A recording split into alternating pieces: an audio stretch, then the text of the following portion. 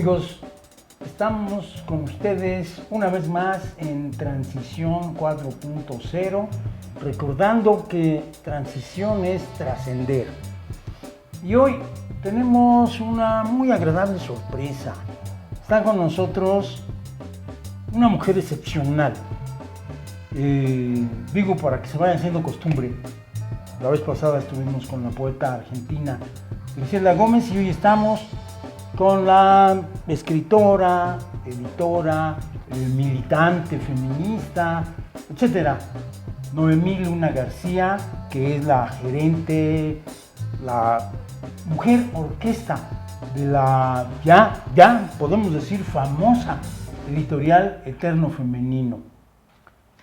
Nos da mucho gusto estar con esta gran mujer en Transición 4.0 y bueno, pues vamos a hablar un poco con ella para ver qué nos dice sobre este mundo de la edición.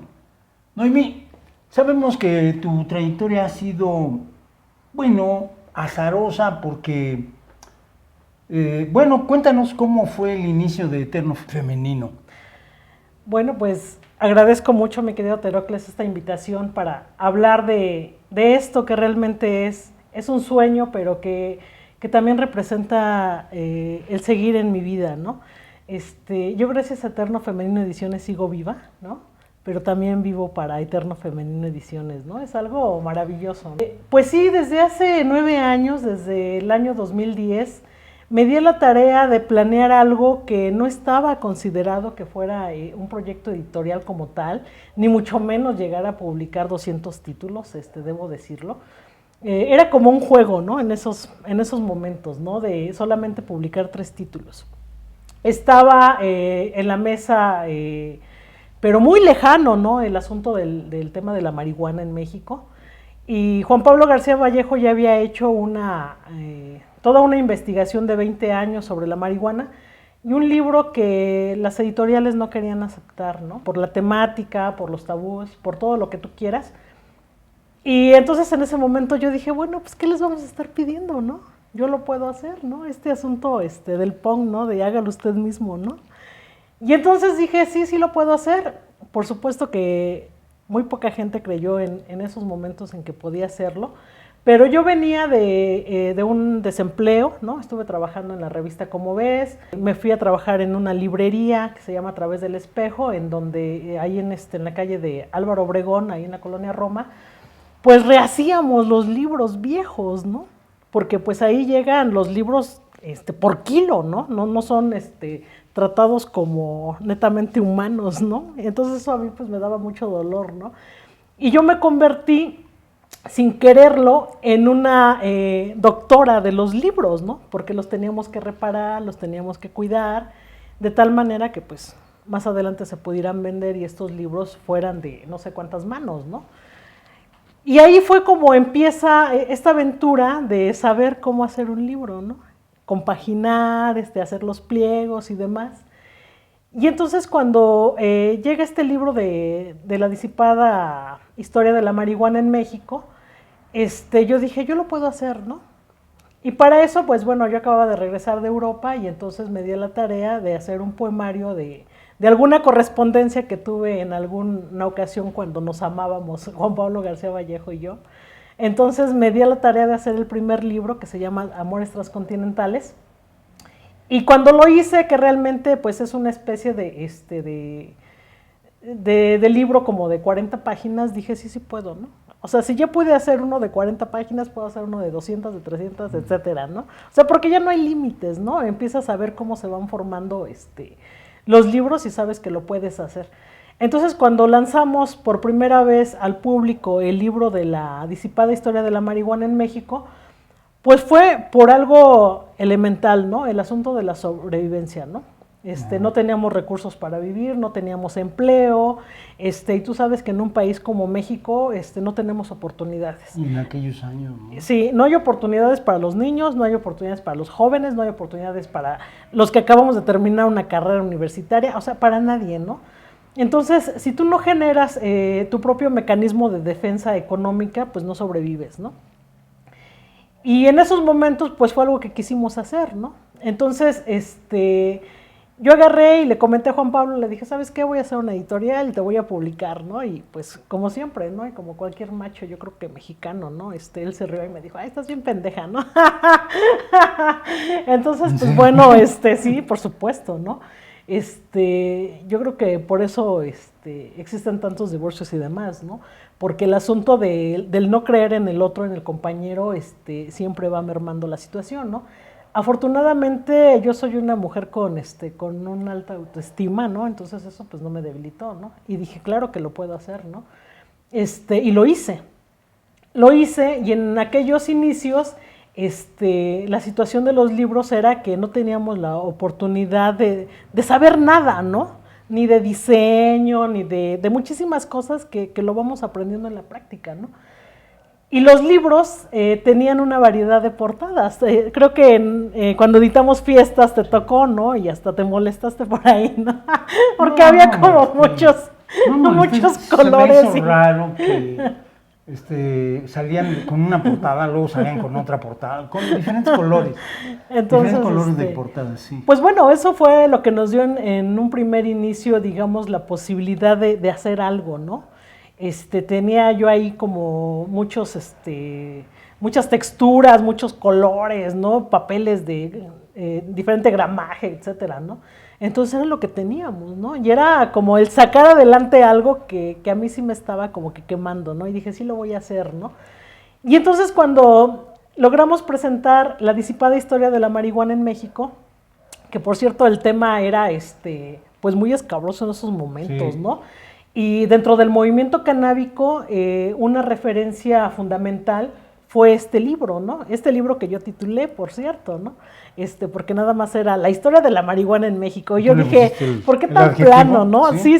Entonces yo dije, yo quiero que sea algo, yo quiero algo que sea, pues algo bello, ¿no?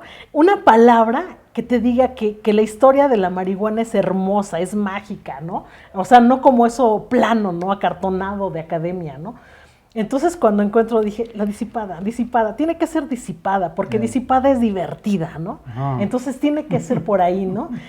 Y yo creo que en esos momentos empieza mi labor como editora de Eterno Femenino Ediciones, ¿no? Sí. El asunto de que yo como mujer al frente puedo tomar una decisión tan importante como nombrar un libro, ¿no? O sea, eso es mágico, ¿no? Porque a veces llegan libros con un título que tú dices, ¡ay, a mí no se me antojaría leerlo!, ¿no? Pero también nos equivocamos, ¿no? Hubo una vez por ahí un libro que tenía un título espantoso, le cambié el título y el libro dejó de venderse, ¿no? O sea, eso, como editora también hay muchísimos errores, ¿no? Pero en el camino vamos aprendiendo. Oye, y bueno, llegas a 200 títulos, eso pocos lo pueden decir, ¿no? Incluso editoriales con mucho dinero, pues, no muchos pueden decir, hemos publicado 200 títulos, y es una trayectoria enorme, y no es tan poquito, 9 años, 200 títulos, son buenos números. ¿Hay algún autor o algún libro en especial que te haya conmovido o tocado profundamente o algo así? Híjole, sí. Mira, suceden muchas cosas. Te voy a decir, cuando yo inicio la editorial, hay una persona que siempre ha estado a mi lado, ¿no? Que siempre ha estado a mi lado y que a lo mejor se mantiene oculta, ¿no? Y inclusive lo he regañado muchísimo, ¿no? Porque él siempre ha sido como esta parte de la cara, ¿no? De la editorial, ¿no? Él es el maestro Juan Emanuel Vela Garduño, ¿no? Una persona extraordinaria, que siempre me ha apoyado en toda la parte de diseño y demás. Y a quien siempre consulto, ¿no? Oye, necesito hacer esto, fíjate qué color me queda, ¿no? O ¿sabes qué? Ponte del lado femenino y hazme una portada femenina, o ponte, no sé, ¿no? Muchísimas cosas, ¿no? Pero hemos hecho un gran equipo de trabajo. Yo con él he trabajado desde antes de haber iniciado Eterno Femenino Ediciones, porque dirigíamos una revista que se llamó Las Genaras, ¿no? Entonces él fue una parte fundamental en el diseño y formación de esa revista. Y bueno, en la actualidad sigue siendo para mí mi mano derecha, ¿no? O sea, indudablemente. Emanuel es la persona en la que confío ciegamente y es a la persona que les digo a los autores, con él nadie se mete, ¿no? Su obra es obra y de ahí para adelante, ¿no? Entonces, cuando hablas de que si un libro te toca, sí. De repente empezamos a hacer este proceso de diseño. Bueno, tú sabes parte de ello porque después de que terminamos esta etapa en donde hacíamos portadas de diferentes colores, de diferentes papeles, viene la parte de empezamos a hacer un poco más como los otros, ¿no? Porque además los mismos autores lo van demandando. No era algo que queríamos, yo me negué mucho tiempo a eso, pero te das cuenta que viene a ser otra vez, ¿no? Lo cíclico, lo que ellos buscan, lo que ellos necesitan, por términos comerciales, por lo que tú quieras, ¿no? Entonces, te vuelves más tolerante porque tienes que estar a lo que ellos te pidan, ¿no? Y al final de cuentas es su hijo, es el hijo del autor, ¿no? Claro. Ya viene a representar una parte más alejada de mí, ¿no? Y pues ellos son quienes van a dar la cara por su hijo, ¿no? Entonces, como que yo vengo a ser la abuelita, ¿no? Y ahí los voy dejando, ¿no? Y que empezamos este proceso de diseño de portadas, ¿no? A cambiarle portadas a muchos libros. Y sí, de repente hay portadas que me han sacado las lágrimas, ¿no? O sea, cuando Emanuel, por ejemplo, me entregó la portada de la antología de manifiestos canábicos, yo le doy la idea y me la entrega y le digo, qué portada tan bellísima, ¿no? Es maravillosa, ¿no? Y de repente vienen y surgen más. Hay una portada de un libro que nos llegó desde Costa Rica, de unos médicos. La historia de ese libro pues tiene mucho que ver con que yo acababa de ser mamá, tenía a mi hija un mes de haber nacido, y nos llega un libro de historias de niños en etapa terminal, ¿no? Cuidados paliativos. Ay. Fue muy difícil porque entonces yo leía una parte del libro y abrazaba a mi hija, ¿no? Y lloraba, ¿no? O sea, decía yo, ¿cómo voy a editar esto en estos momentos, ¿no? Porque además pues yo también estaba muy sensible, ¿no? Y la portada de ese libro de historias de viajes maravillosos de estos dos médicos de Costa Rica, son 3 dibujos que hizo una niña en la cama del hospital. Entonces, yo cuando vi las imágenes dije, qué imágenes tan preciosas, ¿no? Porque vienen de una niña que está en esas condiciones. Una de ellas es un bebé acostado y tiene su silla de ruedas, ¿no? Y otra es de unas mariposas, ¿no? Entonces, ¿cómo percibe esta niña de 8 años en una calidad de vida, pues muy enferma, y cómo está pintando, ¿no? Y de repente, pues, pienso por ahí en Frida Kahlo, ¿no? Cómo pinta, aun cuando trae los dolores, en la espalda, ¿no?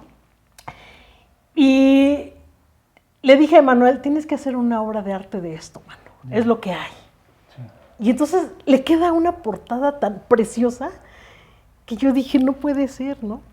Y de repente los médicos andaban acá en México, vinieron a un congreso, ese libro se presentó acá en un congreso en México, y le mandan la imagen a la autora, ¿no? Que está en un hospital, ¿no? Y que a la distancia está viendo su obra de arte plasmado en la portada de un libro, ¿no? O sea, por supuesto que yo me evito de protocolos y digo, no me interesa que los protocolos de la edición sean estos, yo tengo que poner ahí el texto de la autora diciendo que es su obra, ¿no? Y que cómo está la niña y demás, ¿no? Claro. Entonces, yo me he permitido hacer eso, ¿no? Me he permitido hacer eso y vas degustando los libros, ¿no? Y un libro que me conmovió hasta el tuétano fue Vivir y morir en verso, ¿no? Porque representaba muchas cosas en esos momentos. Tuvimos la posibilidad de concursar para un premio en España. Llegan los españoles, me mandan un correo y me dicen, maestra, sabemos de la trayectoria de su editorial y queremos que uno de sus libros represente a su editorial. ¿Qué libro escoge? No dormí, 5 días no dormí. No dormí, o sea, es difícil, te ganan las emociones, es imposible que tus libros no sean tu cuerpo, ¿no? Tu parte de ti mismo, ¿no? Yo sufría porque decía, no puede ser, ¿no? O sea, yo veía el libro y veía al autor o a la autora, ¿no? Entonces ves 2 cosas que en algún momento tienes que quitártelas de la cabeza, ¿no? Quítate al lado humano de la persona que escribió esto, que además yo conozco y con quien he compartido, ¿no? Sí. Entonces, es imposible, ¿no? Es imposible, porque yo he tenido la posibilidad de conocer, a excepto de uno, a todos mis autores, ¿no? A todos mis autores. Entonces, decir, quítate de la cabeza que esta persona no es sensible, que no es humana, que no es tolerante, que no es buen escritor, o sea, no puedes, ¿no? Y entonces, sufrí mucho y les dije, ¿saben qué? No puedo. No puedo enviar al concurso un libro, no puedo, porque no sé bajo qué criterios voy a elegirlo, ¿no? O sea, en términos de calidad no tengo a uno, tengo varios, ¿no? En términos de esto. Y entonces ellos mismos me fueron delimitando, ¿no? Y me dijeron, a ver, queremos un libro que haya publicado 18 meses para atrás a partir de esta fecha. Bueno. Dije, bueno, ya, ahí ya hablamos en otros términos, ¿no? Claro. Y entonces pues empiezas a visualizar muchas cosas y yo dije, bueno, ya, con los ojos cerrados, ¿no? Casi los puse así en la mesa y dije, el que agarre mi mano, ¿no? ¿Sí? Pero no, había más cosas de fondo. Vivir y morir en verso tiene una cuarta de forros del maestro Juan Carlos Castrillón, que además quiero decir que si la editorial ha llegado hasta donde ha llegado, pues es porque Juan Carlos fue el segundo a bordo, ¿no? En una presentación de la disipada historia de la marihuana en México, que por cierto, él presentó, curiosamente, en el Javier Villaurrutia, un lugar de donde hoy lo despidieron, ¿no?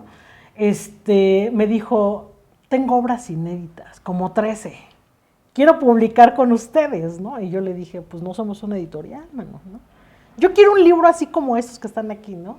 Entonces, digamos que gracias a él se fue haciendo la cadenita, ¿no?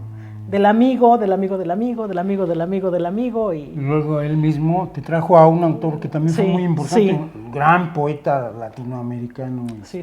Saúl Ibargüen, que recién ha muerto. Sí. ¿Qué nos dices de Saúl?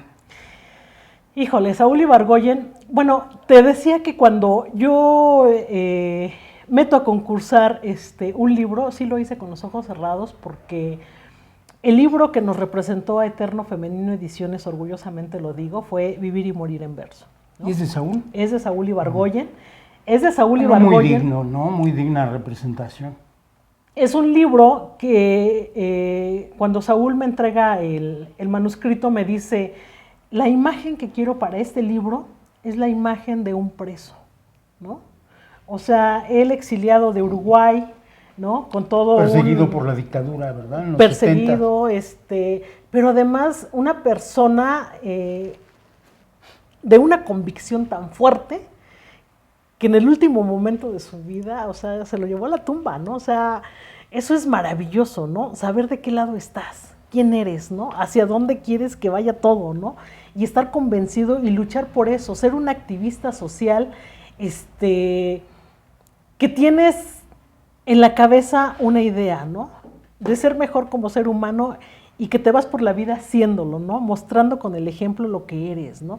Además, una persona generosa, ¿no? Porque al final de su vida él te entregó algo como herencia, ¿no?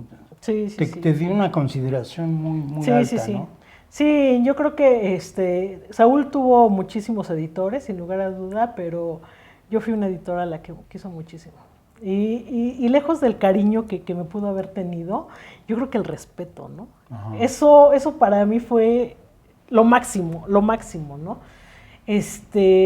Cuando hacemos Vivir y Morir en Verso, ese libro representa los 5 primeros libros de su autoría como poeta. Yo puedo decir que México lo hizo poeta, ¿no? Son los 5 primeros libros de su autoría y es lo más esencial que él pudo haber tomado de cada libro, ¿no?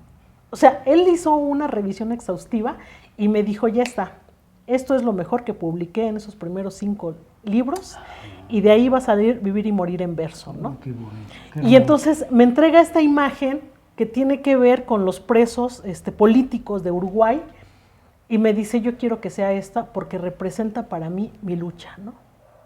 Mi lucha y entonces yo dije, bueno, maestro, este libro tiene que ir con un plus y una persona que le ha dado mucho a la editorial es el maestro Juan Carlos Castrillón y yo quiero que la cuarta de forro sea del maestro Juan Carlos. Y el maestro Saúl, Juan Carlos, discípulo de Saúl Ibargüengoa, Saúl por supuesto, Ibargüengoa. por Ajá. supuesto, ¿no? Entonces, el maestro Saúl, pues me daba mis palmaditas, ¿no? Y eso yo sabía que era una aprobación, ¿no? O sea, no necesitábamos un lenguaje, ¿no? Sí. Ni que me dijera, Noemí, por supuesto, lo apruebo, puedes hacerlo, ¿no? Tuve esa posibilidad, teníamos algo que era maravilloso en nuestras visitas en cualquier café, pues era que él se ponía a hablar y yo lo escuchaba, ¿no? Y hoy extraño mucho eso, ¿no? Porque sé que no está, ¿no? Y quisiera oír su voz, ¿no? Pero tuvimos una buena relación, yo lo amo demasiado, ¿no? Sigo amando sus libros, sigo amando su palabra. Y bueno, como tal, pues todavía tengo una misión que cumplir con él, ¿no? De seguir adelante con obras inéditas que él nos dejó, sí, por supuesto, ¿no? Sí. ¿En qué circunstancias se encuentra en este momento la editorial Eterno Femenino? Sí, mira, sucede algo, ¿no? Yo creo que cuando te toca la literatura, te toca el lado humano, el corazón, o los pies, o los dedos, o el cabello, no sé qué parte del cuerpo te toca, pero te toca. Haces de la literatura tu estandarte, ¿no? Tu religión, tu amante, todo lo que tú quieras, ¿no? O sea, religión. Mi religión es la literatura, no hay más, ¿no? Pero sí te puedo decir que el proceso que tiene que ver con el hacer un libro es algo que a mí me hace desdoblarme, ¿no? Me hace ser otra persona, ¿no? Porque me enojo, ¿no? Me enojo, me encabrono, puedo botar el libro, lo puedo amar, le puedo decir, perdóname, te amo, eres mi vida, eres mi amor, ¿no?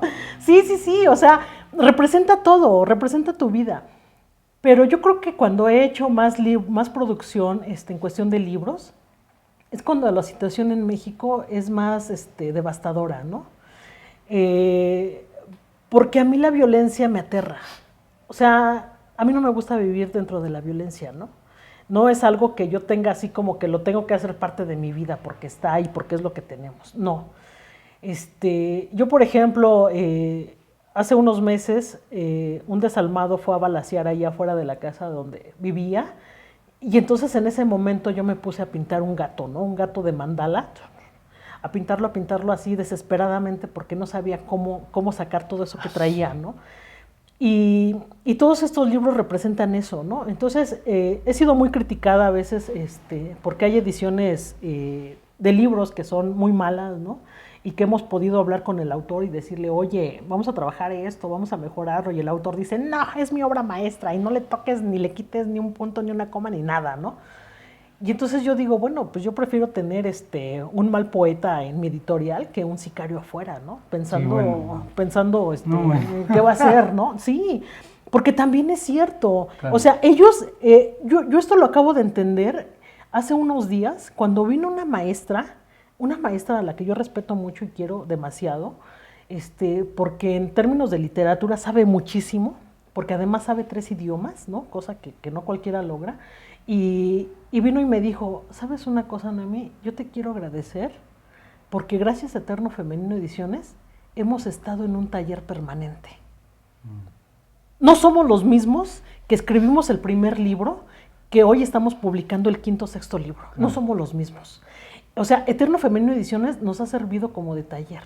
Fíjate. Y yo dije, qué maravilla, ¿no? Qué maravilla. Y bueno, el libro es indudablemente uno de los objetos más civilizadores, no hay duda de eso. Entonces, siempre lo hemos repetido, ¿no? Que crear un libro es hacer civilización, luchar contra la violencia, contra esta cosa espantosa que estamos viviendo. En el futuro inmediato, ¿qué vemos venir para Eterno Femenino? Mira, estábamos comentando acerca de la cuestión de la edición y sí, efectivamente, casi nunca hay recursos económicos, ¿no? Entonces, la situación que tiene que ver con un trabajo de edición representa no solamente la impresión de un libro, ¿no? Sino la difusión, la promoción, el dar a conocer a los autores, el que los autores también tengan la posibilidad, ¿por qué no?, de aspirar a un premio literario a nivel nacional, a nivel internacional, o inclusive la misma edición del libro, ¿no?